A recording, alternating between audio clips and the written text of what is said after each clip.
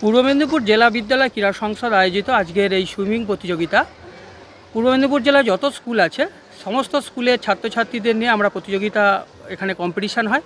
এই কম্পিটিশান থেকে যারা র্যাঙ্কিং করবে তারা আবার রাজ্য পর্যায়ে খেলতে যাবে।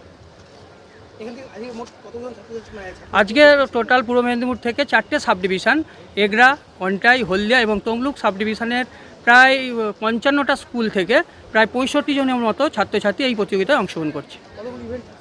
এখানে টোটাল ইভেন্ট আছে 102টো ইভেন্ট আছে। 37.5, হ্যাঁ 65 জন। এখান থেকে রাজ্য স্তরে প্রতি ইভেন্টে ফার্স্ট এবং সেকেন্ড এরা রাজ্য পর্যায়ের খেলায় যাবে। যারা ফার্স্ট সেকেন্ড হবে তারা রাজ্য পর্যায়ের খেলায় উত্তীর্ণ করবে। আবার রাজ্য পর্যায়ে যারা প্রতিযোগিতা অংশ নেবে তারা ন্যাশনাল খেলতে যাবে। আমার নাম চন্দন কুমার মাইতি, জেলা বিদ্যালয় ক্রীড়া সংসদের সাধারণ সম্পাদক।